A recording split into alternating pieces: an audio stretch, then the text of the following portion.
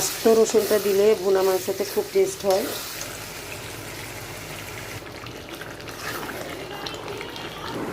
আসসালামু আলাইকুম, welcome back to my channel. আপনারা সবাই কেমন আছেন? আশা করি দেশি বিদেশি যে যেখানে আছেন সুস্থ আছেন এবং ভালো আছেন। আলহামদুলিল্লাহ, আমিও আমার পরিবার নিয়ে মোটামুটি সুস্থ আছি এবং ভালো আছি। এই তো নতুন আরও একটি ভিডিও নিয়ে আপনাদের মাঝে চলে আসলাম।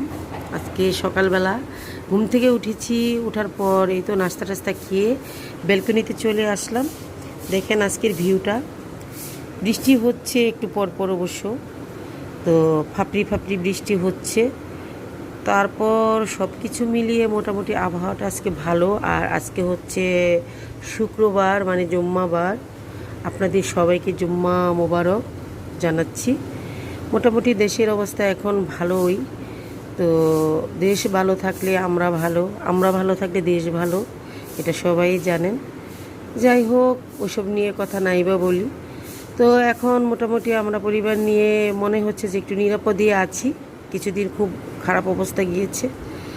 তো সকালবেলা আজকে তো শুক্রবার, কী কী রান্না করব আপনাদের সাথে অবশ্যই শেয়ার করব। আপনারা সঙ্গে থাকবেন এবং দয়া করে আমার পুরো ভিডিওটা একটু দেখে নেবেন। তো ঘুম থেকে ওঠার পর ঘোরাফেরা করে আসলে বেলকনিটাই হচ্ছে সম্বল, কারণ আর কোথায় যাব বলেন? বাইরে কোথাও যাই না, শুধু দোকানে যাই আর ঘুম থেকে উঠে নাস্তা পানি খাওয়ার পর একটু বেলকনিতে আসি, আবার ঘরের ভিতরে চলে যাই। এটাই হচ্ছে জীবন। তো যাই হোক ভিউয়ার্স, আপনারা সঙ্গেই থাকবেন, পুরো ভিডিওটা দেখে নেবেন, তাহলে সঙ্গেই থাকেন। এই তো সকাল সকাল রান্নাঘরে চলে আসলাম। এখানে দেখতে পাচ্ছেন যে একটা মুরগি নেওয়া হয়েছে, বিশাল বড় একটা মুরগি এনেছে আপনাদের ভাইয়া। মুরগিটাকে আমরা বলতে অনেকেই খাসি মুরগি বলে থাকে। মুরগি যখন অনেক বড় হয়ে যায় সেই মুরগিটাকেই সবাই খাসি মুরগি বলে। তো যাই হোক, যে যেটা বলে সেটা হচ্ছে যার যার ব্যাপার, যে যেভাবে বলতে ভালোবাসে। তো এখানে যে মুরগিটাকে সুন্দরভাবে একদম পরিষ্কার করে কেটে বেছে ধুয়ে নিয়েছি। তো এখন রান্না করব। তো রান্নার জন্য অলরেডি আমি এখানে তো কড়াইতে পেঁয়াজ, কাঁচামরিচ, মাংস যত মশলাপাতি আছে, মানে গরম মশলা যা দেওয়ার দিয়ে দিয়েছি। এখন এটা ভাজা হয়ে গেলে তারপর হচ্ছে আমি বাদবাকি মশলাপাতি দিয়ে দিব। মুরগিটাকে শুধু ভুনা করব আজকে। তাহলে আশা করি সবাই সঙ্গেই থাকবেন এবং পুরো ভিডিওটা দেখে নেবেন, তাহলে সঙ্গেই থাকেন। এই তো এখানে পেঁয়াজটা ভাজা হয়ে গেল। পেঁয়াজটা ভাজা হয়ে যাওয়ার পর দেখতে পাচ্ছেন আমি আদা রসুন বাটা, তারপর হচ্ছে হলুদের ফাঁকি, মরিচের ফাঁকি সব কিছু দিয়ে দিলাম। এখন মশলাগুলোকে ভালোভাবে কষিয়ে নিব, তারপর হচ্ছে মাংসটা দিয়ে দিব। আসলে মশলা ভালোভাবে কষানো না হলে কিন্তু মাংস রান্না ভালো হয় না। যে কোনো তরকারিতেই মশলাটা যত ভালোভাবে কষানো হবে তত টেস্ট হবে খাবার।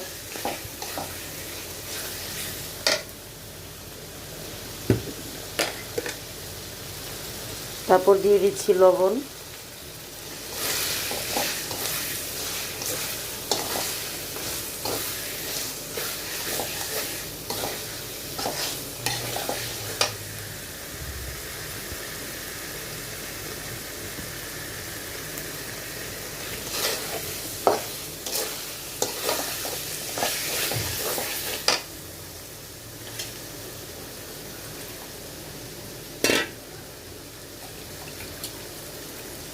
এখন দিয়ে দিব সামান্য পানি। একটু পানি না দিলে মশলাটা পুড়ে যাবে। মশলা যদি হাঁড়ির তলানিতে লেগে যায় তাহলে কিন্তু তরকারির স্বাদ নষ্ট হয়ে যায়, সেজন্য মশলা কষানোর সময় একটু পানি দিয়ে দিতে হয়। মশলাটা ভালোভাবে কষানো হয়ে গেলে আমি মুরগির মাংসটা দিয়ে দেব।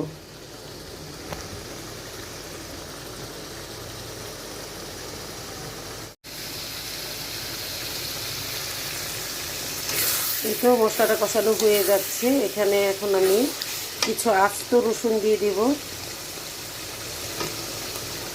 আস্ত রসুনটা দিলে ভুনা মাংসতে খুব টেস্ট হয়।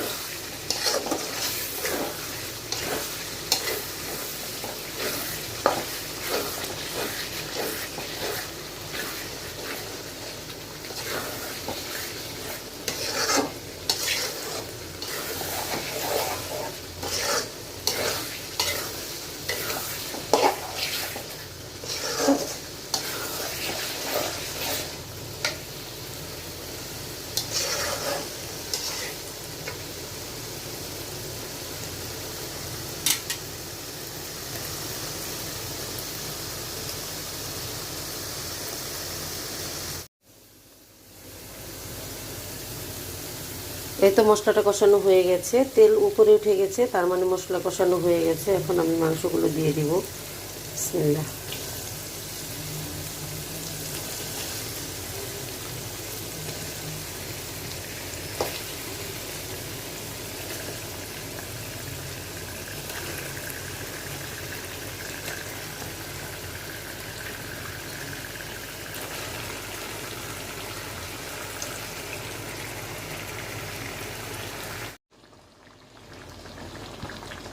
এই তো মাংসটাকে খুব সুন্দরভাবে মশলার সাথে একদম ভালোভাবে মিক্স করে নিয়েছি।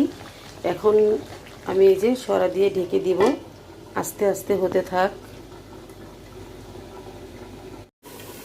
দেখি মাংসটার কি অবস্থা।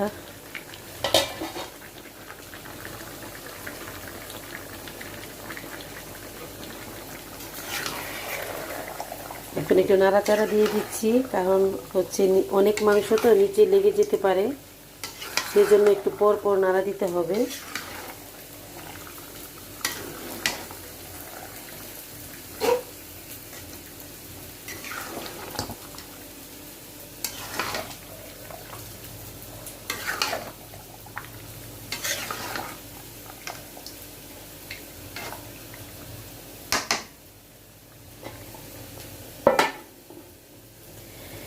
একটু পর পর নাড়া দিতে হবে, না হলে লেগে যাবে।